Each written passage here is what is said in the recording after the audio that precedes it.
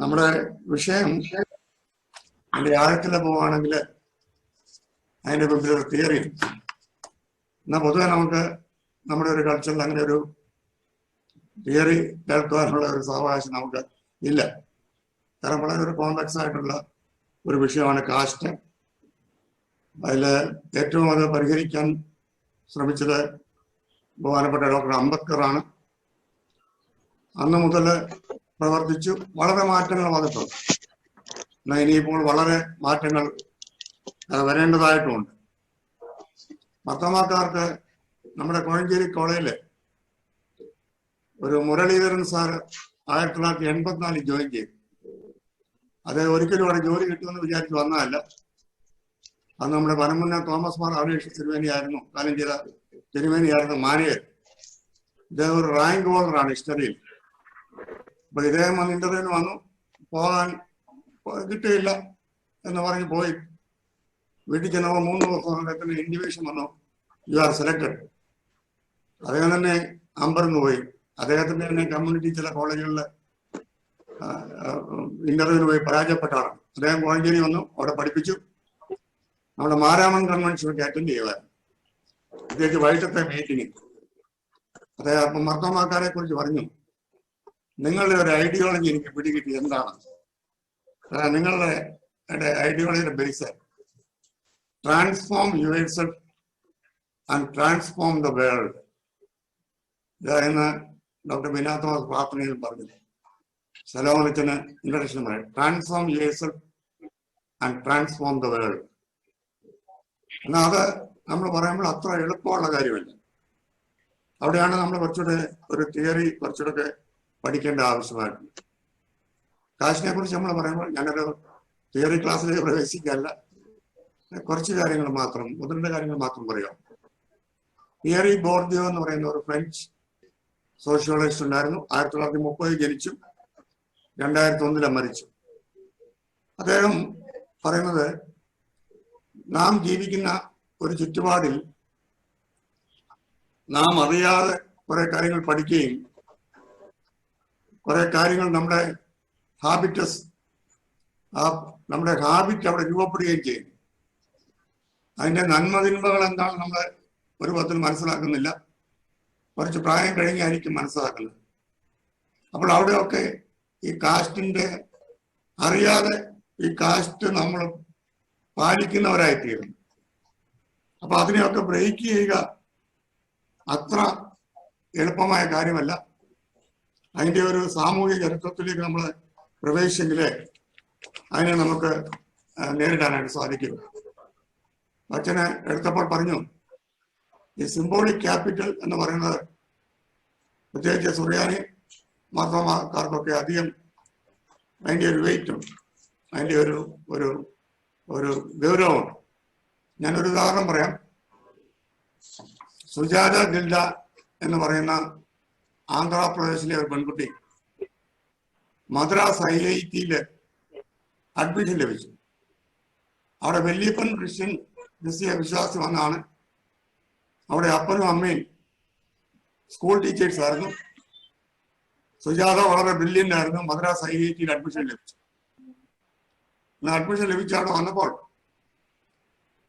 അവിടെ മറ്റ് Syrian Christian പെൺകുട്ടികളും ഉണ്ടായിരുന്നു.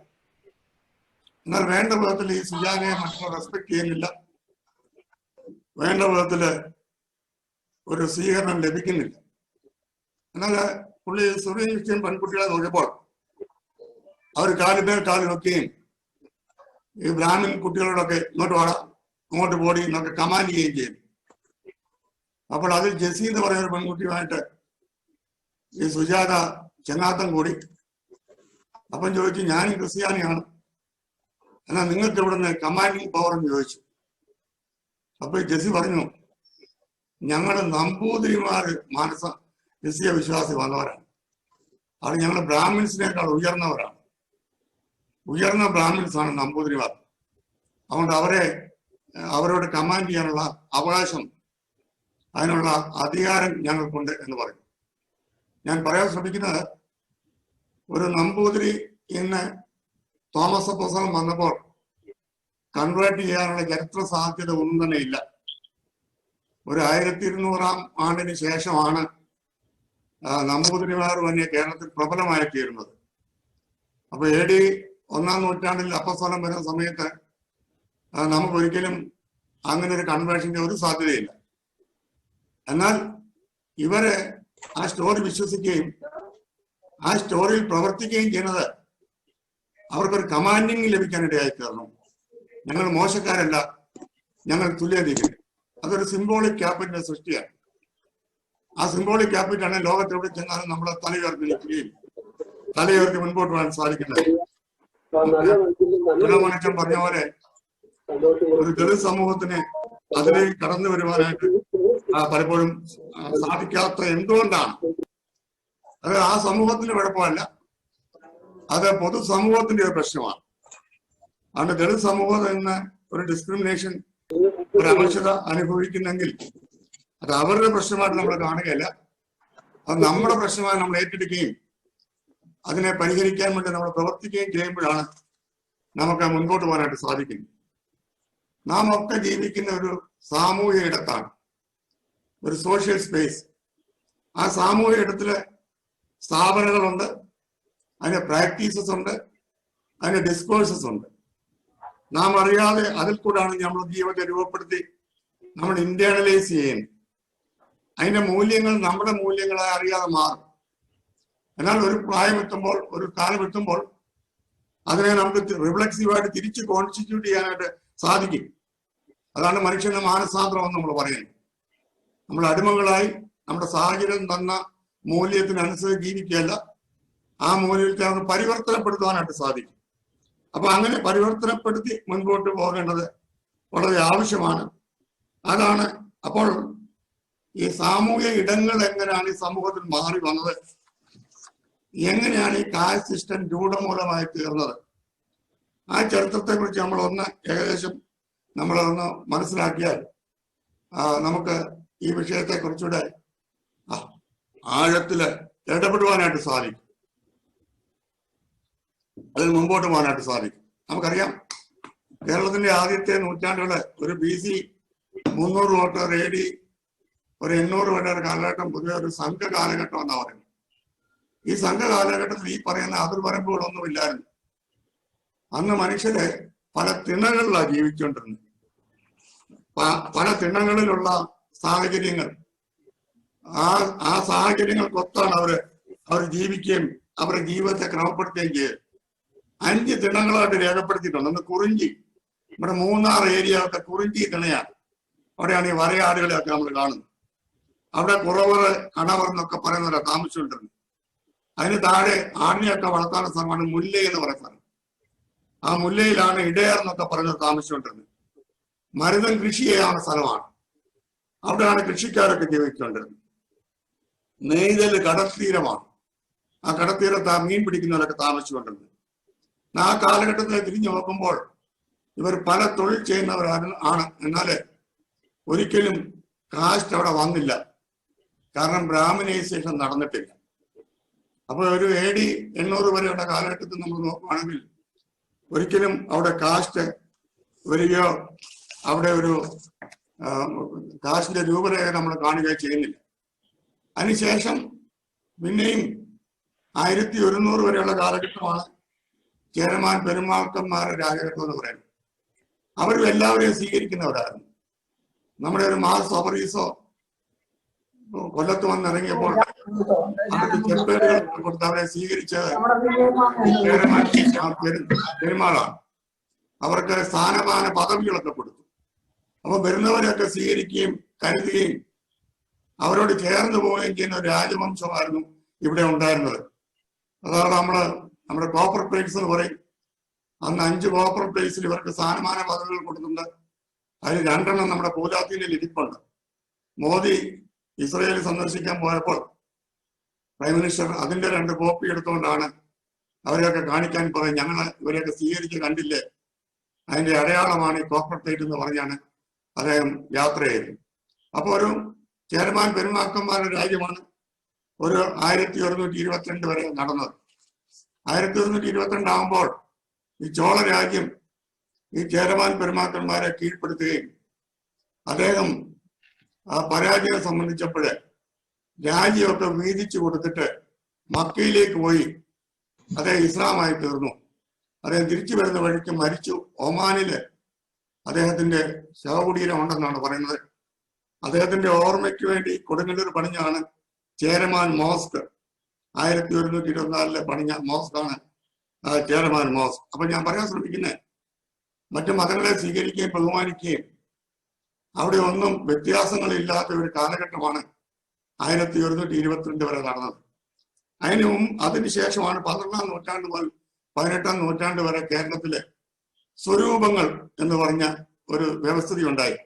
കൊച്ചു കൊച്ചു പ്രോവിൻസുകൾ, വേണാട് സ്വരൂപം, അങ്ങനെ പല പേരുള്ള സ്വരൂപം.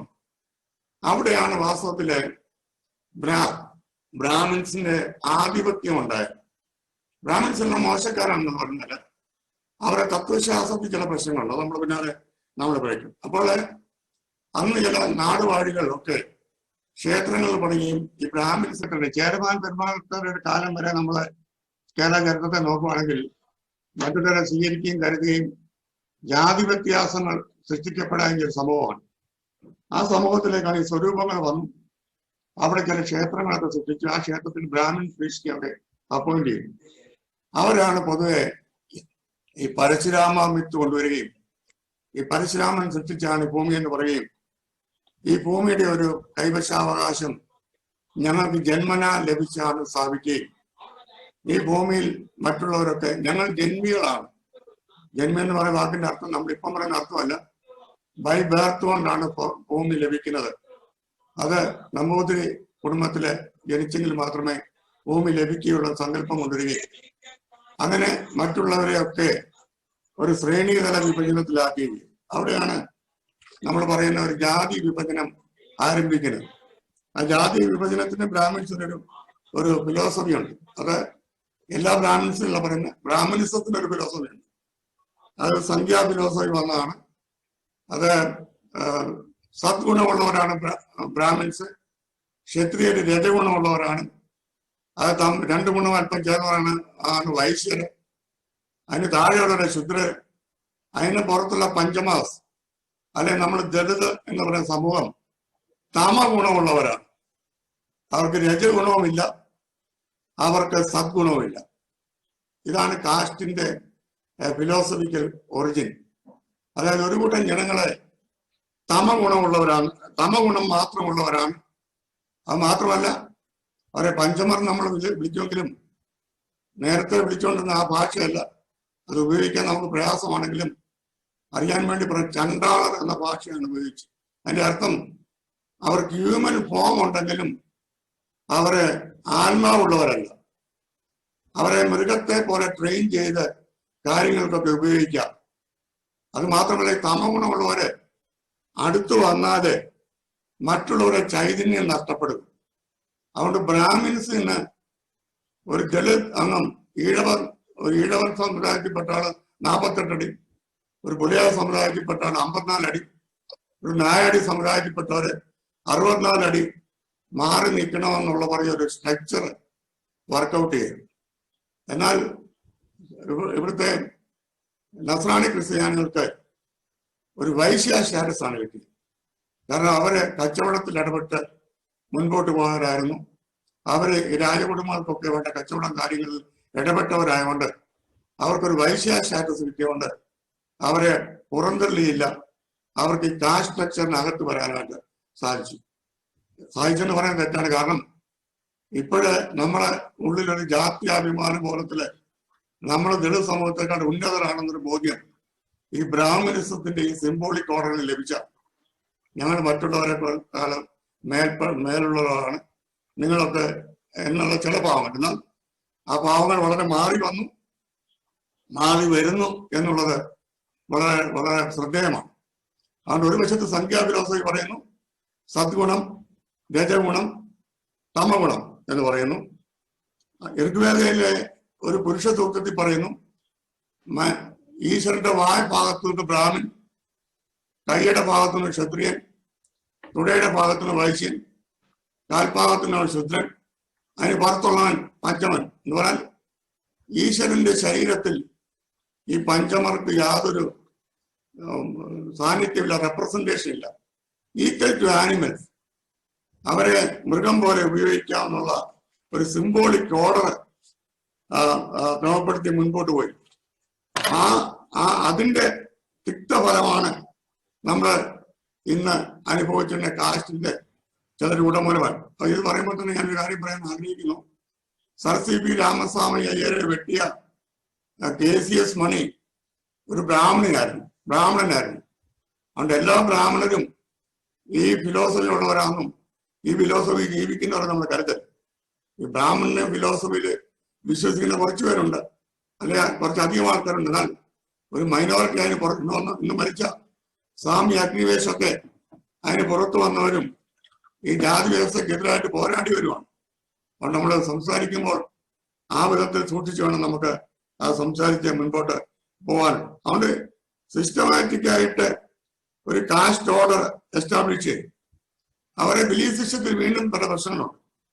അതെന്താന്ന് ചോദിച്ചാൽ, ഈ സാമൂഹ്യ ക്രമം എന്ന് പറയുന്നത് കോസ്മിക് ഓർഡറിന്റെ ഒരു എക്സ്റ്റൻഷനാണ്. എന്ന് പറഞ്ഞാൽ ഈ ഗ്രഹങ്ങൾ, നമ്മളൊക്കെ ജാതകം എഴുതുക എന്ന് പറയുന്ന അർത്ഥം നമ്മുടെ ഐശ്വര്യങ്ങൾ ലഭിക്കുന്ന ഗ്രഹനില അനുസരിച്ചാണ്. അപ്പൊ നമ്മുടെ ഗ്രഹനില മാറി വരുമ്പോഴാണ് നമ്മുടെ ഐശ്വര്യങ്ങൾ മാറിക്കൊണ്ടുവരുന്നത്. അതുകൊണ്ട് നമ്മളൊരു കാര്യം സാധിക്കാൻ പോയി, അത് സാധിച്ചില്ല. മലയാളത്തിൽ ചിലർ പറയും ഗ്രഹപ്പടിയായി പോയിട്ട് സാധിച്ചില്ലെന്ന് പറയും. ഈ ഗ്രഹപ്പടിയായി എന്ന് പറയുന്ന അർത്ഥം ഇന്ന് പോയ കാര്യങ്ങൾ സാധിക്കാതിരുന്നത് ഈ ഗ്രഹങ്ങൾ നേരെ അല്ലാത്തതുകൊണ്ടാണ്. ഗ്രഹങ്ങൾ നേരെയായിരുന്നെങ്കിൽ കാര്യങ്ങൾ സാധിക്കും. അപ്പോൾ ഈ സോഷ്യൽ ഓർഡർ എന്ന് പറയുന്നത് കോസ്മിക് ഓർഡറിന്റെ ഒരു എക്സ്റ്റൻഷനാണ്. അതുകൊണ്ട് ദളിത് സമൂഹം എന്ന ദാരിദ്ര്യമോ പ്രയാസം അനുഭവിക്കുന്നെങ്കിൽ അത് ആ കോസ്മിക് ഓർഡറിലുള്ള പ്രശ്നമാണ്.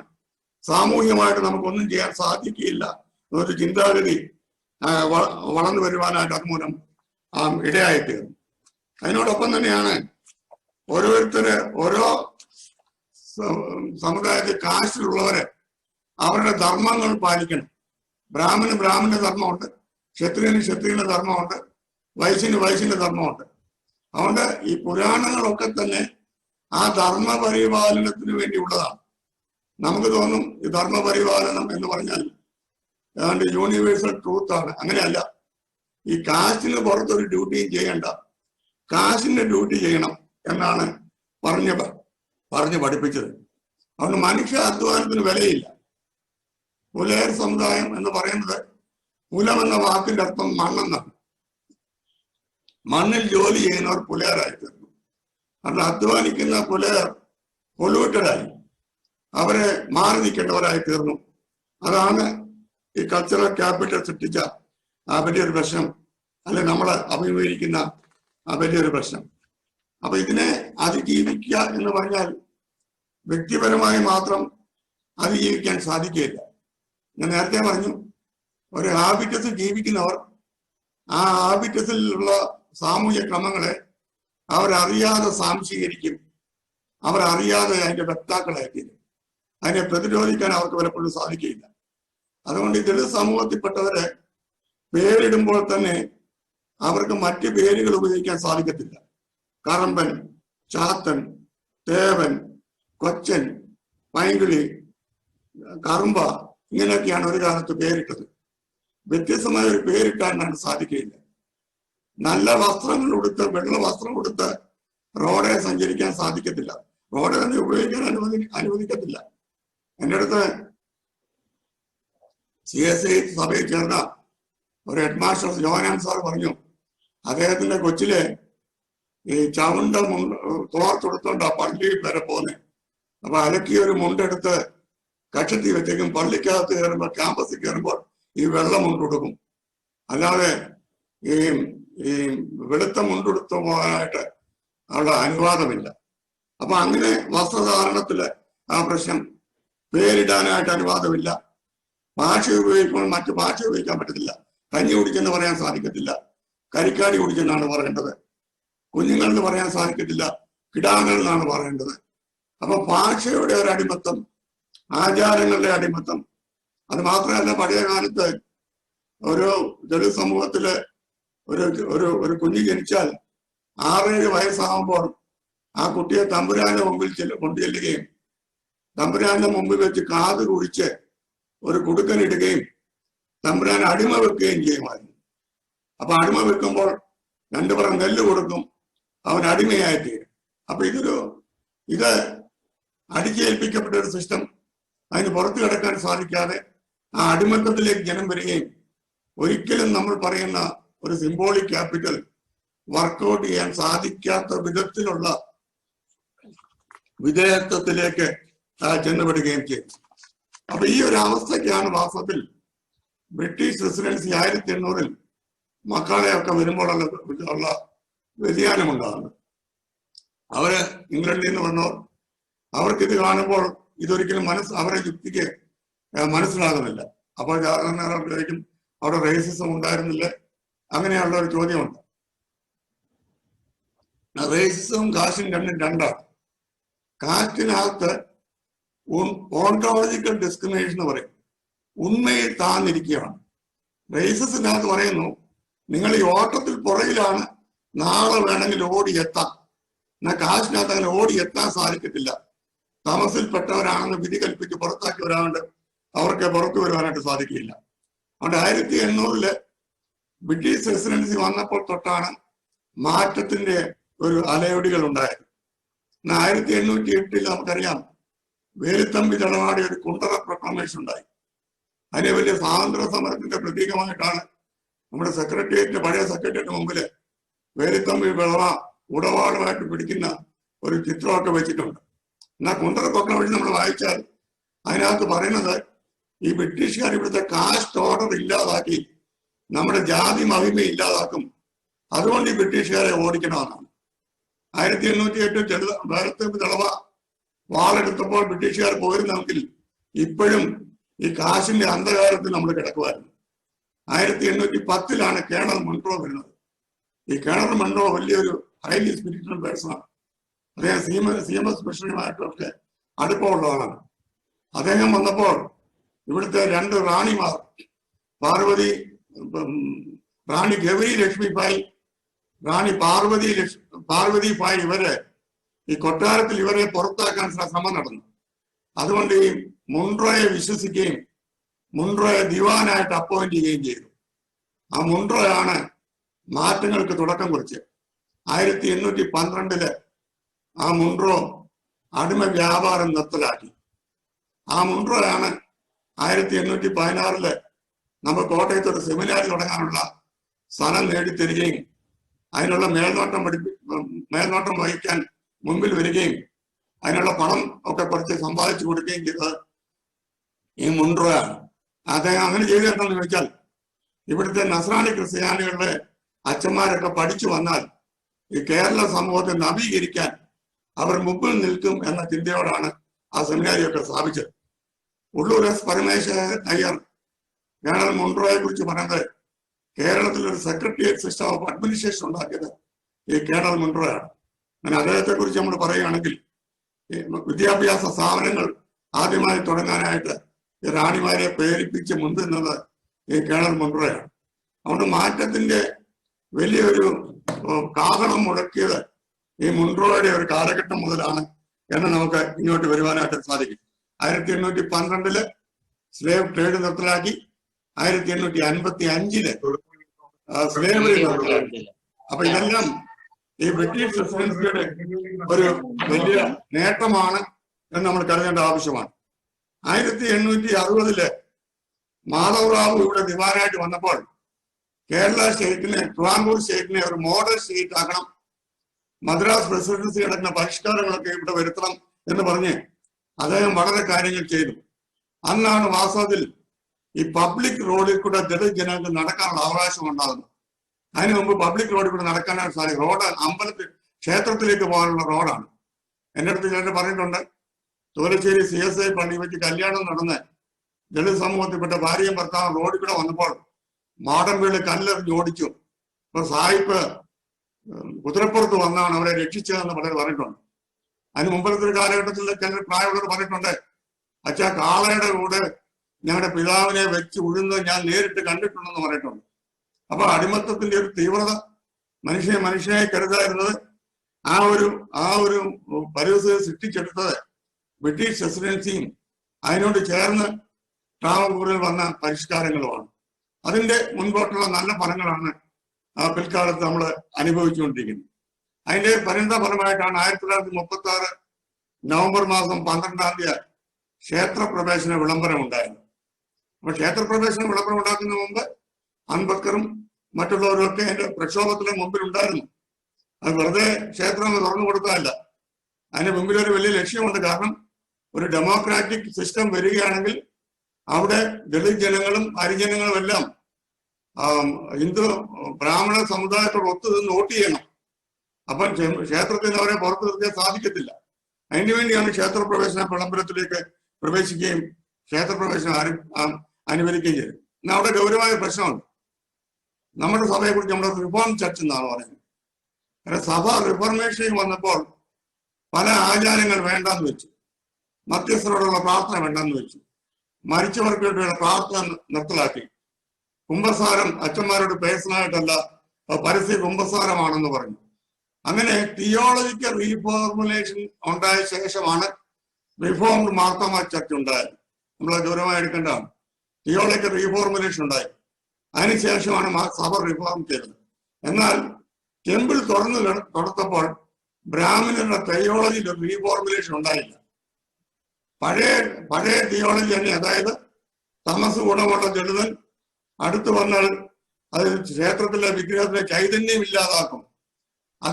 അത് മറ്റുള്ളവരുടെ അടുത്ത് വന്നാൽ അവരുടെ ചൈതന്യം ഇല്ലാതാക്കും. അതുകൊണ്ട് അവരെ ഒക്കെ അകറ്റി നിർത്തേണ്ട ആവശ്യമാണെന്നുള്ള ദൈവശാസ്ത്രത്തിന് അല്ലെ ബ്രാഹ്മണ്യ ശാസ്ത്രത്തിന് വ്യത്യാസം വരുത്തിയില്ല. അക്കോമഡേറ്റ് ചെയ്യാൻ വേണ്ടി അകത്ത് പ്രവേശിപ്പിക്കുകയായിരുന്നു. അതിന്റെ ലക്ഷ്യം പൊളിറ്റിക്കലായിരുന്നു. അതുകൊണ്ട് കാസ്റ്റ് ഇന്ന് എവിടെയാണ് റിപ്രൊഡ്യൂസ് ചെയ്യുന്നതെന്ന് ചോദിച്ചാൽ അത് ടെമ്പിൾ സിസ്റ്റത്തിലാണ്, ആ കൾച്ചറൽ സിസ്റ്റത്തിലാണ്. ആ സിംബോളിക് സിസ്റ്റത്തിന് വ്യത്യാസം വന്നില്ല. 2 ഉദാഹരണങ്ങൾ പറയാം.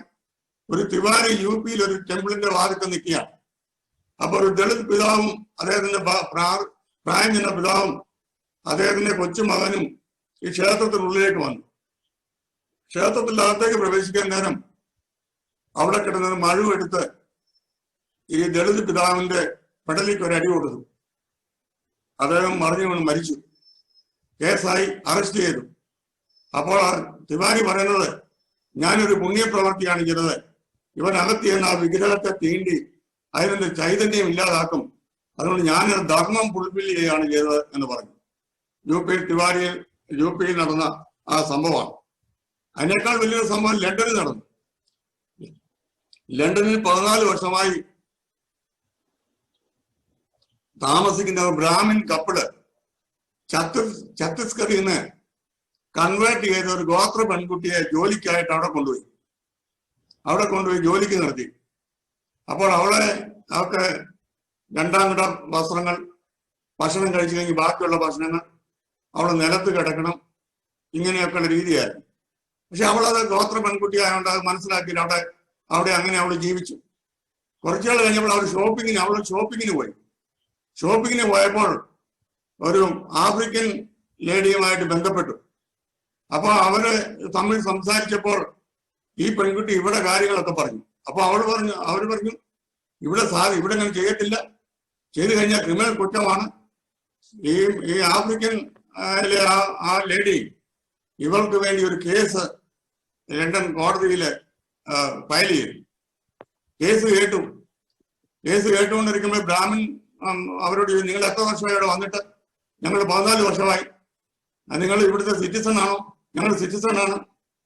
പിന്നെ നിങ്ങൾ ഈ പെൺകുട്ടിയോട് ഇങ്ങനെ ചെയ്യുന്നത് ഇത് തെറ്റാണെന്ന് അറിഞ്ഞുകൂടെ? അപ്പോൾ അവർ പറഞ്ഞു, അവളോട് അങ്ങനെ ചെയ്യാവുന്നത് കൊണ്ടാണ് അവളെ കൊണ്ടുവന്നത്. 14 വർഷം ലണ്ടനിൽ താമസിച്ച ഹൈലി എഡ്യൂക്കേറ്റഡ് ബ്രാഹ്മിൻ കപ്പിൾസിന്റെ ഉള്ളിലെ മനോഭാവം ഒരു ട്രൈബൽ ദളിത് പെൺകുട്ടിയെ അവർ ബാക്കി വെച്ചത് ശേഷിച്ചു കൊടുക്കുകയും അവളെ അങ്ങനെ ട്രീറ്റ് ചെയ്യുന്നതിനകത്ത് യാതൊരു പാകപ്പഴയില്ലെന്നുള്ള ഒരു വിശ്വാസ സംഹിതയാണ് ലണ്ടനിൽ താമസിക്കുന്ന ബ്രാഹ്മിൻ കപ്പിൾസ് ഉള്ളത്. അതിൽ 80,000 പൗണ്ട് ഫൈൻ ചെയ്തു. കുറച്ചുനാൾ ജയിലിൽ കിടക്കാനും കോടതി പറഞ്ഞു.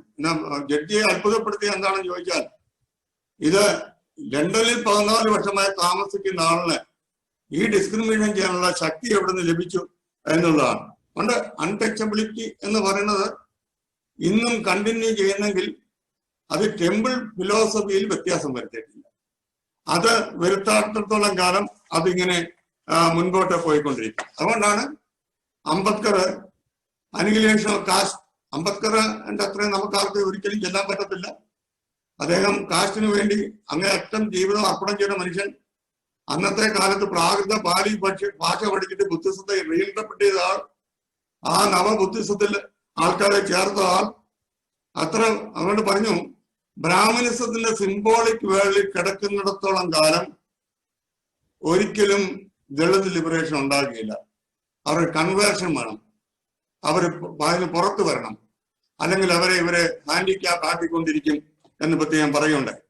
ഇത് നമ്മളെല്ലാം ഗൗരവമായിരിക്കേണ്ട കാര്യമാണ്. അതുകൊണ്ടാണ് എവിടെയാണ് ചർച്ചിന്റെ മിഷൻ എന്ന് ചോദിച്ചു കഴിഞ്ഞാൽ ഈ ഒരു സിംബോളിക് ഓർഡറിൽ നിന്ന് സാഹോദര്യത്തിലേക്കുള്ള, നീതിയിലേക്കുള്ള, സ്നേഹം ഒരു സിംബോളിക് ഓർഡറിലേക്ക് കൊണ്ടുവരുവാണ് നമ്മുടെ ചുമതല. അപ്പോൾ ഗൗരവമായ പ്രശ്നമുണ്ട്. നമ്മളങ്ങനെയൊക്കെ ചെയ്യുന്നുണ്ടോ? തീർച്ചയായിട്ടും ചെയ്യുന്നില്ല.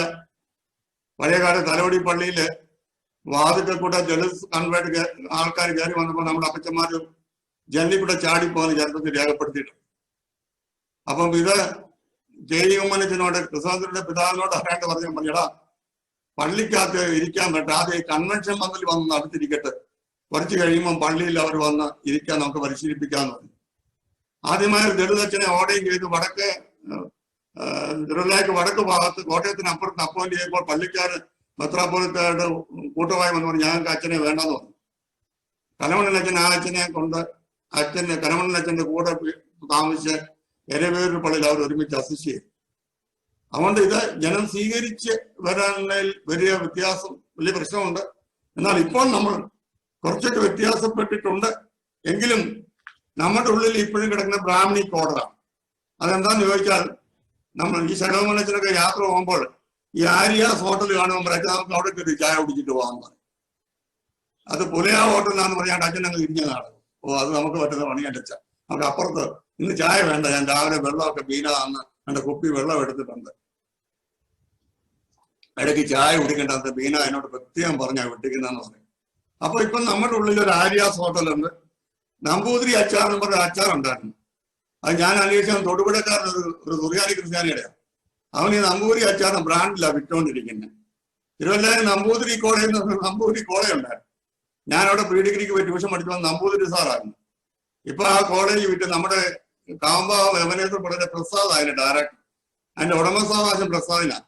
പ്രസാദ് നമ്പൂതിരി എന്നുള്ള പേര് മാറ്റിയിട്ടില്ല, നമ്പൂതിരി കോളേജ് തന്നെയാണ്. പ്രസാദ് അക്കാഡമി ആക്കിയിട്ടില്ല.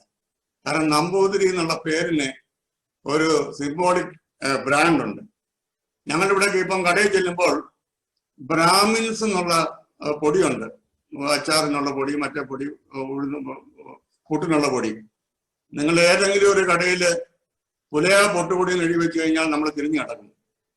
നമ്മളത് സ്വീകരിക്കാനായിട്ട് ഇപ്പോഴും വലിയ നമ്മൾ സ്നേഹമൊക്കെ പറയും, പക്ഷെ നമ്മളും ഇപ്പൊ തിരിഞ്ഞു കിടക്കും. അതിന്റെ അർത്ഥം നമ്മളെ ഇപ്പോഴും ഭരിച്ചുകൊണ്ടിരിക്കുന്നത് ബ്രാഹ്മണിക് സിംബോളിക് ഓർഡറാണ്. ആ ബ്രാഹ്മണിക് സിംബോളിക് ഓർഡറിന് സ്ഥാനത്ത് ബിന തോമസ് പ്രാർത്ഥിച്ച പോലെ ദൈവരാജ്യത്തിന്റെ സാഹോദര്യത്തിലേക്ക് നമ്മൾ വളരുമ്പോഴാണ് ഈ സമൂഹത്തെ മുമ്പോട്ട് കൊണ്ടുപോകാൻ സാധിക്കുന്നതും ഇതിനെ പുതിയ വഴികാട്ടണം. അതിന് ഒന്ന് രണ്ട് എന്നാൽ ചില ചെറിയ നന്മകളുണ്ട്. ഒരു കാര്യം പറയാം, രണ്ട് കാര്യങ്ങൾ പറയാം. നമ്മുടെ തിരുമൂലപുരം തിരുവല്ലയിൽ കിടന്ന തിരുമൂലപുരം പള്ളിയില് ദളിത് സമൂഹം മറ്റു സമൂഹം ഒരുമിച്ച് ആരാധിക്കുന്നു. ക്രിസ്തുവാൻ തിരുമേനി മെത്രാപ്പോലിത്ത ആയപ്പോൾ ആ പള്ളിയിലാണ് മെമ്പർഷിപ്പ് എടുത്തത്. ആ പള്ളിയിലാണ് തിരുമേനി അംഗത്വം എടുത്ത് മുൻപോട്ട് പോയത്. രണ്ടു കൂട്ടരും ഒരുമിച്ച് ആരാധിക്കുന്നത്.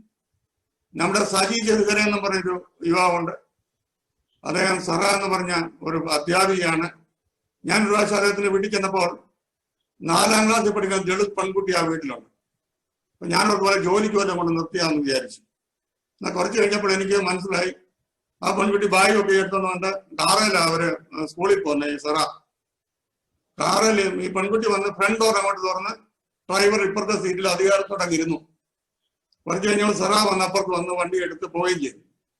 അപ്പോൾ ഒരു ദളിത് പെൺകുട്ടി ആ വീട്ടിലെ ഒരു മകളുടെ കൂട്ട് വന്ന് ഡോറ് തുറന്ന് കയറി ഇരുന്ന് അവരമ്മയുടെ ഒട്ട് അധികാരത്തോടെ സ്വീകരിച്ച് സ്നേഹിച്ചു കൊണ്ടത് ഞാൻ നേരിൽ കാണാനിടയായി. അതുകൊണ്ട് മാറ്റങ്ങൾ തീർച്ചയായിട്ടും പല രീതിയിൽ വരുന്നുണ്ട്. സഭാ കൗൺസിലേക്ക് മത്സരിച്ച ജേക്കബ് ഹിമാലയനുണ്ട്. അദ്ദേഹം നരണന്മാരാണ് പത്രാർത്ഥത്തിൽ സഭാ കൗൺസിലിൽ മത്സരിച്ചപ്പോൾ മറ്റുള്ള ആള് ലഭിച്ചതിനേക്കാൾ ഒപ്പം വോട്ട് കിട്ടിയാണ് അദ്ദേഹം ജയിച്ചത്. അതിന്റെ അർത്ഥം നമ്മുടെ വോട്ടിംഗ് പാറ്റേണിൽ വ്യത്യാസം വന്നു. നാം അതിനകത്ത് ഡിസ്ക്രിമിനേറ്റ് ചെയ്യുന്നതിന് ആ ചിന്തയിൽ ഒരു വലിയ മാറ്റം വന്നിട്ടുണ്ട്. അങ്ങനെ വലിയ മാറ്റങ്ങൾ വരുത്താൻ നമുക്ക് സാധിച്ചു. നമുക്ക് ഓതറ അടുത്ത് നമുക്കൊരു സ്കൂളുണ്ട്. എന്നോട് ഒരെണ്ണം പറഞ്ഞു ഓതറയാണ് വീടെന്ന് പറഞ്ഞു. ഓതറയ്ക്ക് ഒരു ആൽമറിൻ ജംഗ്ഷൻ ഉണ്ട് ഓതറ. ആ ആൽമറിൻ ജംഗ്ഷനിൽ ഒരു കാലത്ത് ജാതി ആചാരങ്ങൾ ലംഘിക്കുന്ന 1-2 പേരെങ്കിലും ഒരു വട്ടം തല്ലിക്കൊന്ന് കെട്ടിത്തൂക്കിയിടുവായിരുന്നു. അവിടെയാണ് മാർത്തോമാ സഭ ആദ്യമായിട്ട് മിഷൻ ആരംഭിച്ചത്. ഓതറ ഒരു ഹൈസ്കൂളൊക്കെ നമുക്കിപ്പോ ഉണ്ട്. അപ്പൊ ഒരു കാലത്ത് ജാത്യാചാരങ്ങൾ ലംഘിച്ചത് തല്ലിക്കൊന്ന് കെട്ടിത്തൂക്കിയ സ്ഥലമാണ്. അപ്പോൾ ആ സ്ഥലത്തേക്കാണ് മിഷണറിമാർ പോയത്. അവിടെയാണ് മിഷൻ ആരംഭിച്ചത്. അവിടെ നമ്മളെ സംബന്ധിച്ച് വലിയൊരു ചുമതല. അത് കുറച്ച് മുമ്പോട്ട് വന്ന് നമുക്ക് സാധിച്ചു. ഇനി അധികം പോകേണ്ട മുമ്പോട്ടുണ്ട്. എന്നാൽ സിംബോളിക് ഓർഡർ ഓഫ് ബ്രാഹ്മിൻസിനെ തകർത്തെങ്കിൽ മാത്രമേ ടെമ്പിൾ എൻട്രിയിൽ വന്ന തിയോളജിക്കൽ റീഫോർമുലേഷൻ ഉണ്ടായെങ്കിൽ മാത്രമേ അതിനകത്തൊരു വ്യത്യാസം ഉണ്ടാവുകയും സാഹോദര്യം ഉണ്ടാകുന്ന സമൂഹത്തെ സൃഷ്ടി ചെയ്ത് മുൻപോട്ട് വന്ന് നമുക്ക് സാധിക്കുകയും ചെയ്യുള്ളൂ. നമ്മുടെ ഈ ചർച്ച ഒക്കെ അതിനെ സഹായിക്കട്ടെ എന്ന് പ്രത്യേകം പ്രാർത്ഥിക്കുകയാണ്. ലൈറ്റ് ടു ലൈറ്റിൽ നല്ലൊരു പേരാണ് നമ്മൾ എല്ലാവരുടെ ആരോഗ്യം സ്വീകരിച്ച് ആ വിൽസനാണ് എന്നെ ക്ഷണിച്ചത്. ഞാൻ ഇന്ന് മനസ്സിലാക്കിയ വിൽസൺ ഇപ്പം 160 കിലോമീറ്റർ ദൂരെ കടലിൽ ഇരിക്കുകയാണ്. അപ്പൊ എന്നെ ക്ഷണിച്ചതിന് പ്രത്യേകം നന്ദി, സന്തോഷം. നിങ്ങളെ എല്ലാം കൽക്കട്ട പലയിടത്തുള്ളവരെ എല്ലാം ഒരുമിച്ച് കാണാൻ സാധിക്കുന്ന വലിയ സന്തോഷം. ഇതൊരു വലിയ പ്രകാശ ഗോപുരമായി നിൽക്കുകയും ഇനിയും നമ്മുടെ ഇടയിൽ തുടച്ചു നീക്കുകയും സമൂഹത്തിലുള്ള ഇത്രയുള്ള പ്രശ്നങ്ങളെ മാറ്റുവാനായിട്ട് നമ്മൾ മിഷൻ ദൗത്യത്തിൽ മുമ്പോട്ട് പോയി നമ്മൾ ചെയ്യുമ്പോൾ തീർച്ചയായിട്ടും ലോകത്തിന് പ്രകാശം കൊടുക്കാൻ നമുക്ക് സാധിക്കും.